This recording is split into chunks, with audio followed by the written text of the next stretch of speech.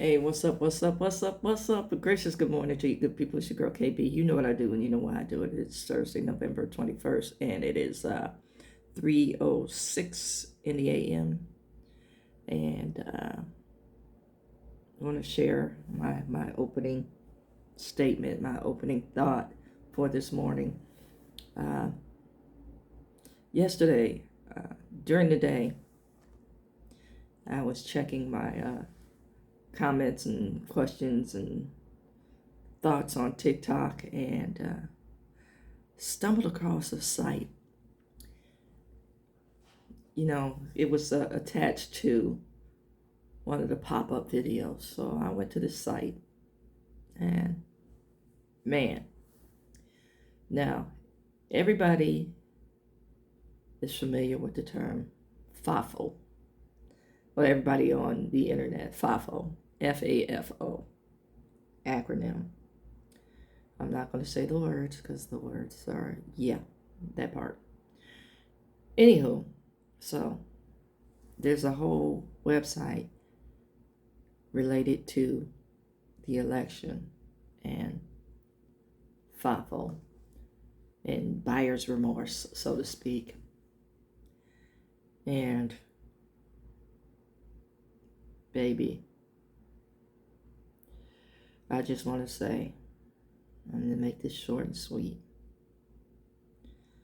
When you do things from a place where there's a hidden agenda, when you do things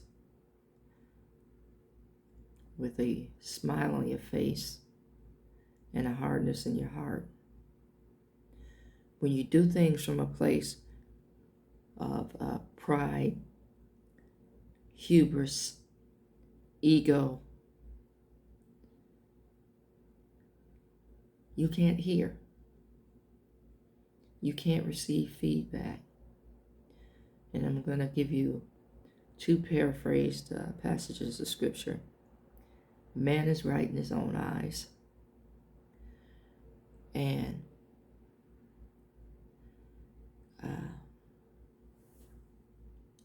just kind of thinking about man's inhumanity to man.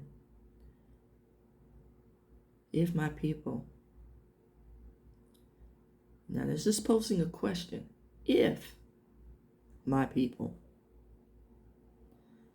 who are called by my name shall humble themselves and pray.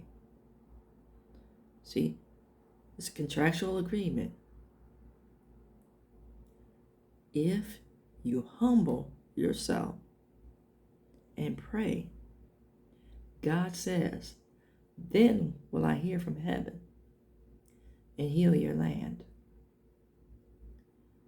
It's a contract. If, then, contract. See, but if you pray from a place of a hardened heart, if you pray from a place of pride and ego, like I said, you can't hear. You can't accept the possibility that you could be at fault.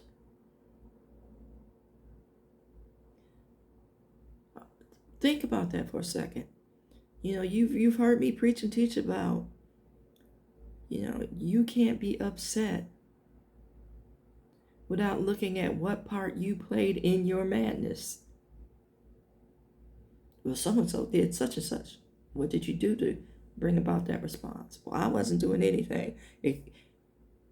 Think about it. Now, either the person is severely mentally ill that they come in and just flash. And I've had instances where that has happened, but they're rare.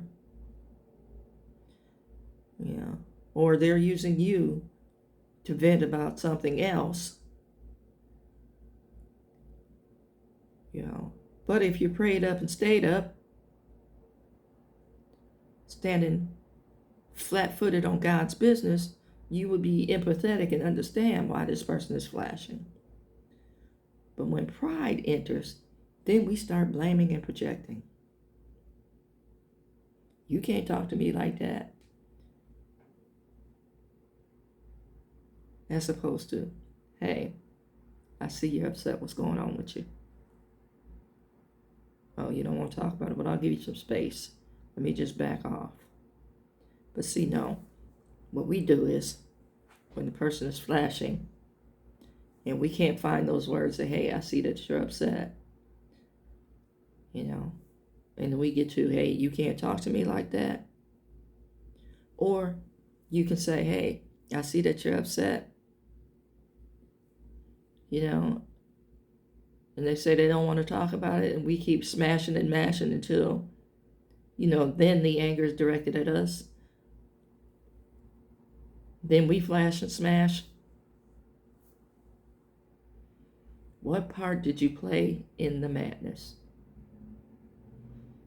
Because, like I said, it's very rare that we are blameless in certain situations. Very rare.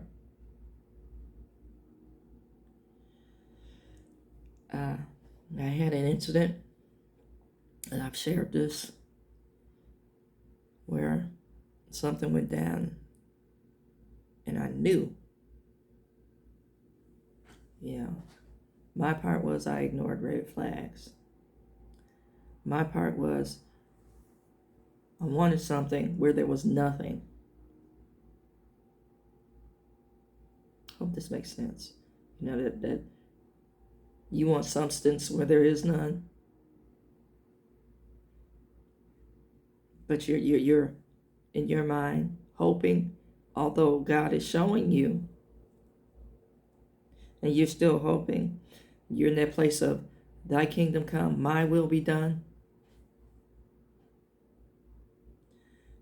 You're in that space, don't act like you don't get there. So you set yourself up for the pain. Here comes the boom. And then I was upset by the response. Like I said, I know I didn't have that response coming. But at the same time, the individual said, I need to figure out why I keep doing this. So you're acknowledging now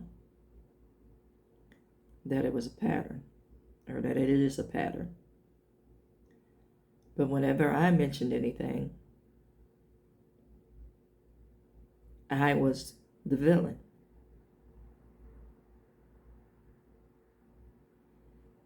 Okay. See, when you see red flags, baby, don't think you're at a parade or a circus. Those aren't banners. Those are warning signs. Those are calls to prayer. Those are preparation signals to put on the full armor. Because the battle is coming. Are you prepared to do battle? And I'm not talking about in the flesh, because most of us are fit for a fight. I know I am. I'm like Joe Pesci. What's the movie, Goodfellas? Keep him here. So, I'm going to leave and come back. So, that being said, are you prepared for spiritual warfare? A lot of us know a lot of scripture, but a lot of us don't live what we cite, what we recite, what we know. And therein lies the problem. There you go. That's my opening statement. How am I responsible?